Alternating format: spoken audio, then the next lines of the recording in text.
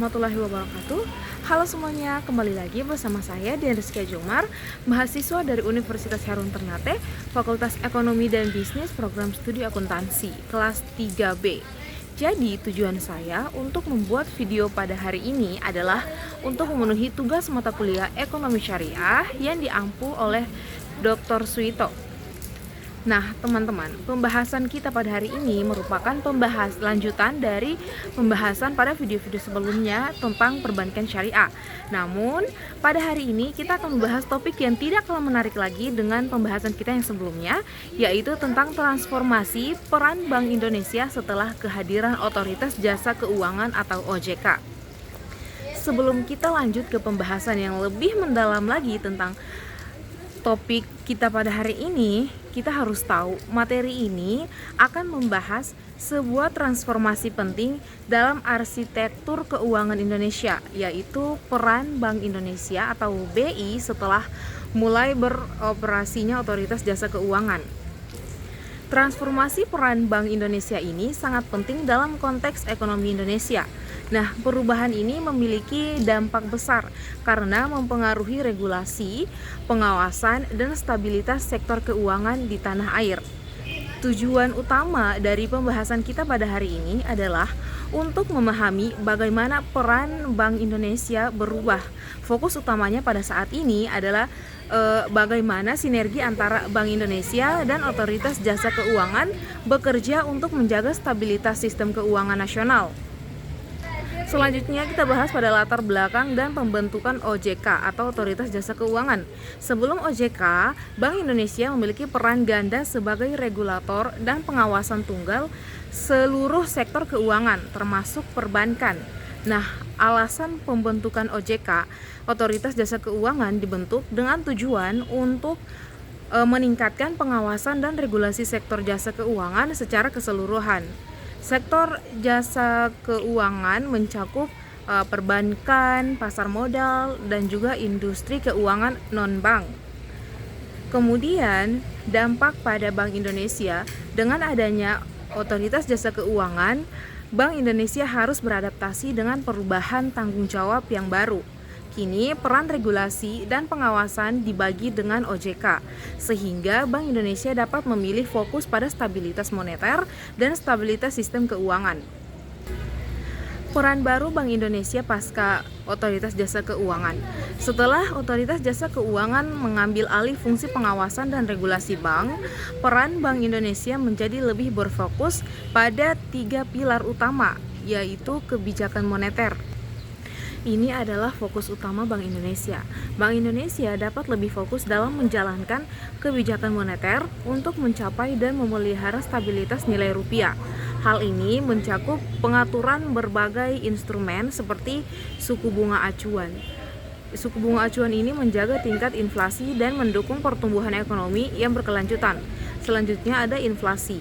Inflasi mengendalikan laju kenaikan harga secara umum dan juga kurs valuta asing. Nah, kurs valuta asing ini menjaga stabilitas nilai tukar rupiah. Kemudian yang kedua ada stabilitas sistem keuangan atau SSK. Bank Indonesia tetap bertanggung jawab untuk menjaga stabilitas keuangan nasional. Dengan adanya OJK, Bank Indonesia dapat lebih efektif dalam melaksanakan tugasnya ini. Nah, fokusnya adalah untuk mengantisipasi risiko sistemik, mencegah risiko yang berpotensi melumpuhkan seluruh sistem keuangan, menjaga kepercayaan masyarakat, memastikan masyarakat tetap percaya pada sistem keuangan Indonesia. Yang ketiga, sistem pembayaran. Bank Indonesia tetap menjadi regulator dan penyelenggara sistem pembayaran di Indonesia. Tidak disebut secara komplit, namun penting untuk konteks. Selanjutnya, sinergi dan koordinasi antara Bank Indonesia dan OJK. Meskipun memiliki peran yang berbeda, koordinasi antara Bank Indonesia dan Otoritas Jasa Keuangan sangatlah penting. Tujuannya adalah untuk memastikan konsistensi dalam regulasi dan pengawasan. Kemudian menciptakan ekosistem keuangan yang lebih sehat dan berkelanjutan di Indonesia. Bank Indonesia fokus pada stabilitas makroekonomi dan moneter, sementara OJK fokus pada stabilitas mikroprudensial atau kesehatan lembaga keuangan individual. Keduanya harus berkoordinasi erat agar sistem keuangan berjalan optimal. Selanjutnya ada tantangan baru dan dampak. Tantangan baru bagi Bank Indonesia, yaitu transformasi ini membawa tantangan baru, terutama dalam menghadapi dinamika pasar yang cepat. Kemudian adaptasi teknologi finansial atau fintech. Bank Indonesia harus menyesuaikan kebijakan moneter dan sistem pembayaran dengan perkembangan teknologi finansial. Kemudian ada inovasi di sektor perbankan. Bank Indonesia harus terus berinovasi untuk tetap relevan dan mendukung inovasi yang aman di era digital. Selanjutnya ada dampak pada sektor perbankan. Nah, perubahan ini berdampak signifikan pada sektor perbankan. Bank-bank harus menyesuaikan diri dengan regulasi baru yang dikeluarkan oleh Otoritas Jasa Keuangan dan Bank Indonesia. Mereka juga dituntut untuk meningkatkan kualitas layanan untuk bersaing dalam pasar yang semakin ketat. Selanjutnya kita masuk pada pembahasan peran edukasi publik. Selain tugas-tugas inti, Bank Indonesia kini juga berfokus pada edukasi publik terkait keuangan.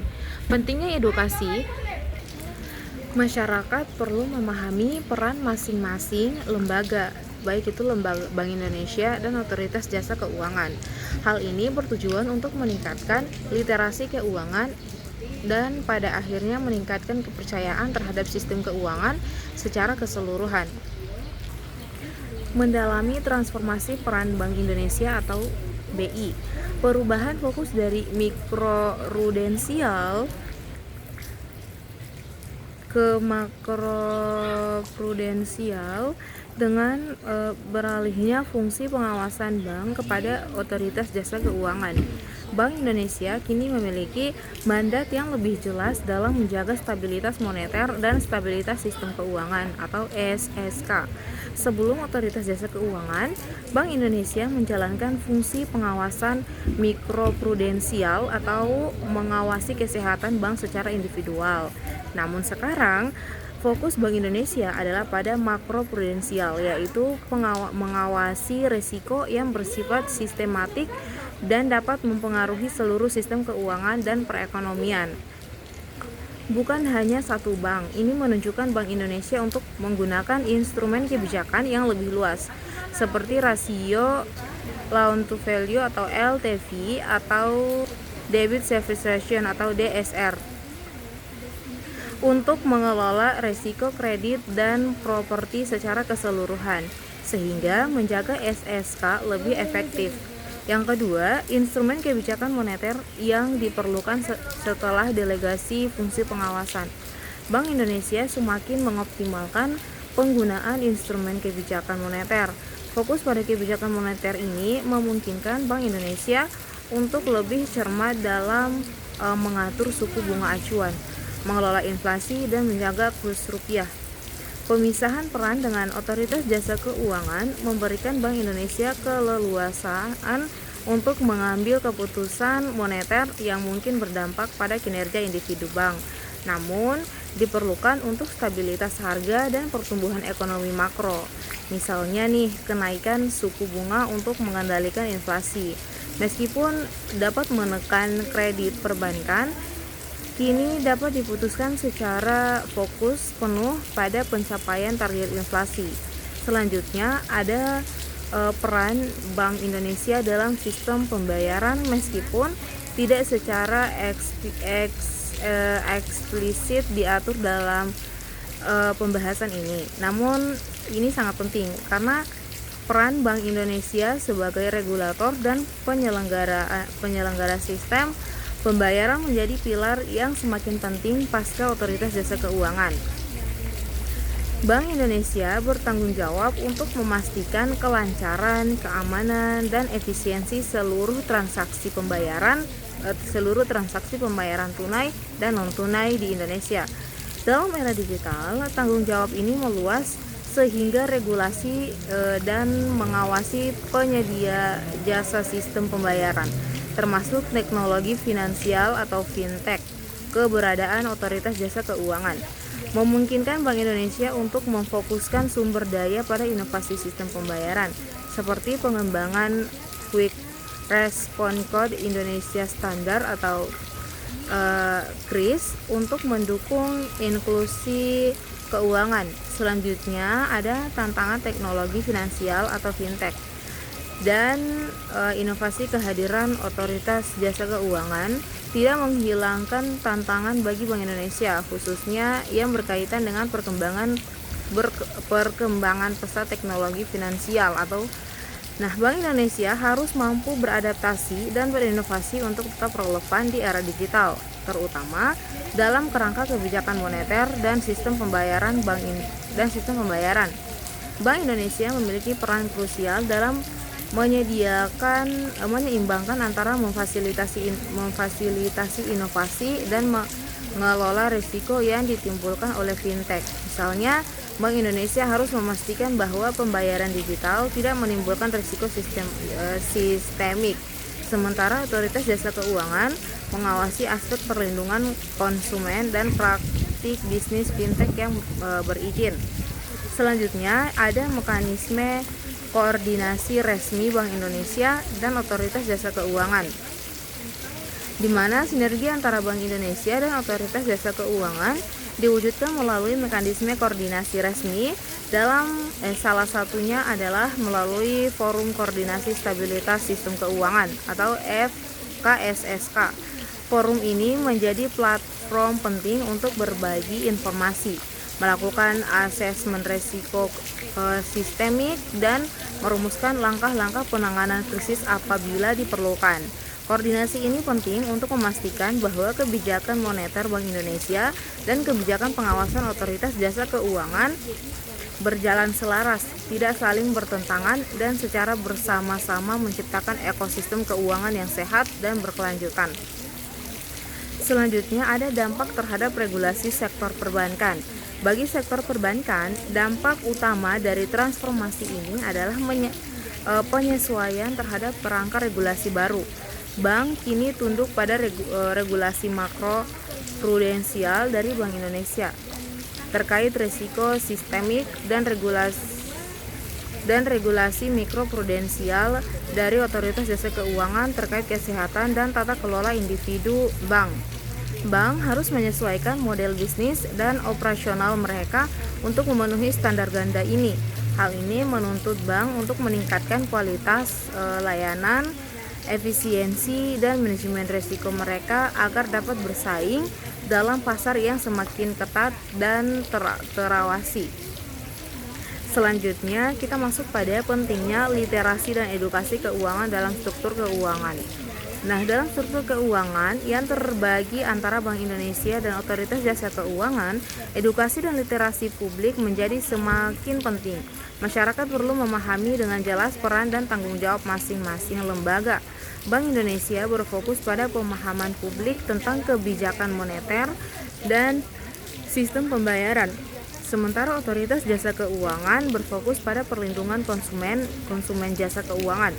Peningkatan literasi keuangan ini sangat penting untuk menumbuhkan kepercayaan masyarakat terhadap sistem keuangan secara keseluruhan dan membantu mereka membuat keputusan finansial yang tepat.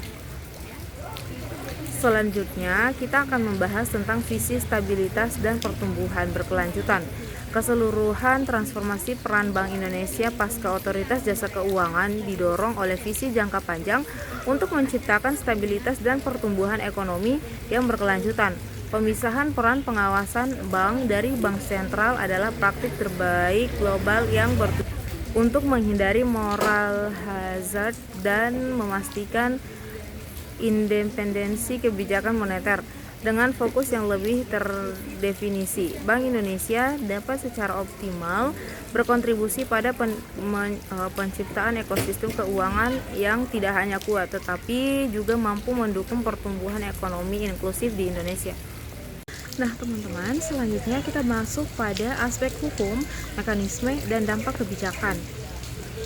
Yang pertama ada landasan hukum dan transisi kewenangan.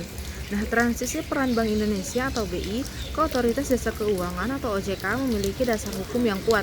yaitu Undang-Undang Nomor 21 Tahun 2011 tentang Otoritas Jasa Keuangan atau UU OJK yang secara bertahap mengalihkan fungsi pengaturan dan pengawasan perbankan dari Bank Indonesia.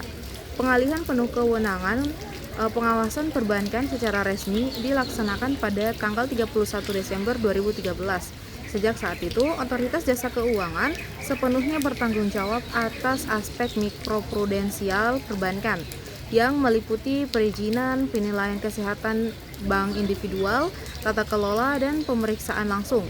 Pemisahan peran ini penting karena memungkinkan Bank Indonesia sebagai bank sentral untuk mengambil kebijakan moneter secara independen tanpa adanya potensi konflik kepentingan dalam pengawasan individual bank.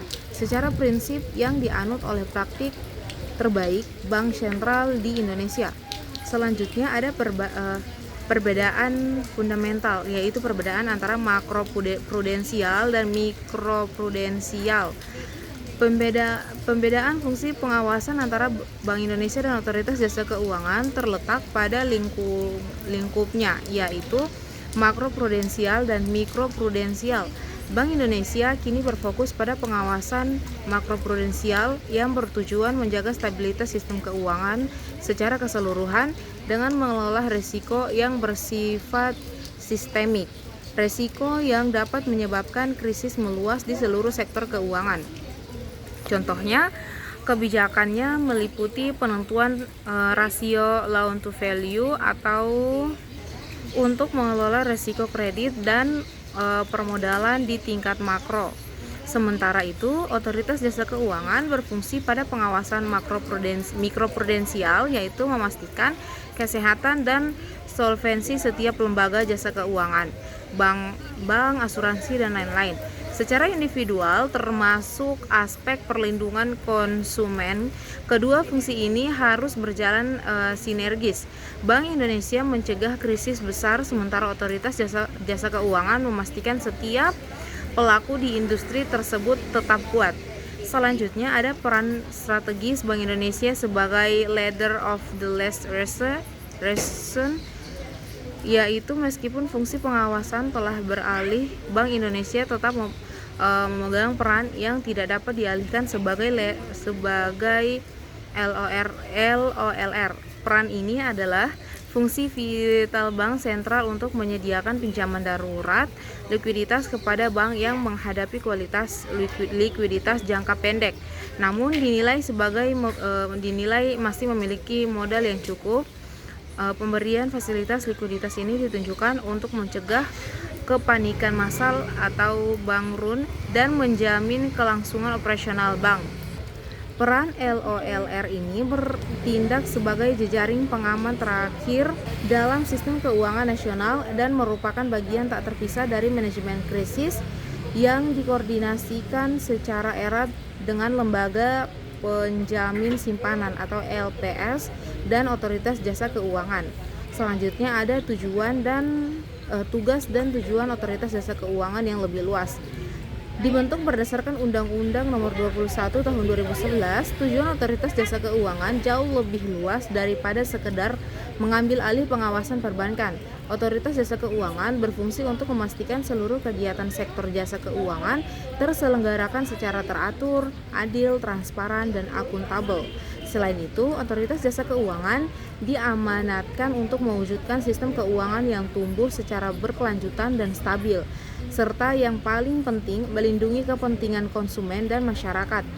Kewenangan Otoritas Jasa Keuangan mencakup sektor yang sangat luas, meliputi perbankan, pasar modal, industri keuangan non-bank atau IKNB seperti asuransi dan kena pensiun, hingga entitas keuangan baru seperti inovasi teknologi sektor keuangan atau ITSK dan aset kripto, menjadikannya regulator tunggal bagi seluruh aktivitas jasa keuangan. Selanjutnya ada mekanisme KSSK dalam manajemen krisis. Sinergi antara Bank Indonesia, Otoritas Jasa Keuangan, dan lembaga terkait diwujudkan melalui Komite Stabilitas Sistem Keuangan atau KSSK yang terdiri dari Menteri Keuangan, Gubernur Bank Indonesia, Ketua Dewan Komisioner Otoritas Jasa Keuangan dan Ketua Dewan Komisioner LPS, merupakan forum koordinasi tertinggi untuk stabilitas keuangan. Fungsi utamanya adalah melakukan asesmen risiko sistemik, mengidentifikasi potensi ancaman krisis, dan jika diperlukan merumuskan serta mengimplementasikan langkah-langkah penanganan krisis secara terpadu. Nah, teman-teman, dari pembahasan tadi kita dapat menarik kesimpulan bahwa transformasi peran Bank Indonesia setelah beroperasinya Otoritas Jasa Keuangan merupakan adaptasi strategis yang vital bagi arsitektur keuangan Indonesia. Sebelum Otoritas Jasa Keuangan didirikan untuk mengawasi dan mengatur sektor jasa keuangan, Bank Indonesia bertindak sebagai pengawas tunggal.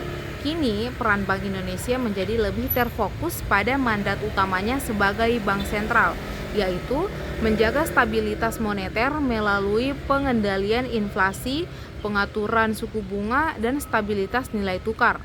Selain itu, Bank Indonesia memegang peran kunci dalam menjaga stabilitas sistem keuangan secara makroprudensial, mengantisipasi mikrosistemik, serta memastikan kelancaran dan keamanan sistem pembayaran. Pemisahan peran ini memungkinkan Bank Indonesia untuk mengoptimalkan instrumen kebijakannya guna mendukung pertumbuhan ekonomi yang berkelanjutan. Kehadiran Otoritas Jasa Keuangan membawa pembagian tugas yang jelas, di mana Otoritas Jasa Keuangan mengurus regulasi dan pengawasan makroprudensial atau kesehatan lembaga, sementara Bank Indonesia fokus pada aspek makro dan sistemik, sinergi dan koordinasi yang baik antara Bank Indonesia dan Otoritas Jasa Keuangan yang merupakan titik krusial dalam transformasi. Ini sangat penting untuk memastikan kebijakan moneter dan regulasi keuangan berjalan selaras, menciptakan ekosistem keuangan yang sehat meskipun membawa dampak positif seperti sektor perbankan yang lebih transparan dan akuntabel. Kedua lembaga ini menghadapi tantangan bersama, termasuk adaptasi terhadap teknologi finansial atau fintech, inovasi, dan risiko sistematik yang terus berkembang. Secara keseluruhan, transformasi peran Bank Indonesia pasca Otoritas Jasa Keuangan menunjukkan adaptasi penting dalam menjaga stabilitas ekonomi dan sistem keuangan Indonesia. Melalui peran yang lebih terdefinisi dan fokus pada kebijakan moneter serta SSK makroprudensial, Bank Indonesia dapat menjalankan tugasnya dengan lebih efektif. Kerjasama yang berkelanjutan antara Bank Indonesia dan Otoritas Jasa Keuangan didukung oleh peningkatan literasi dan edukasi keuangan kepada publik adalah kunci utama untuk memastikan sektor keuangan Indonesia tetap kuat, sehat, dan berkelanjutan di masa depan.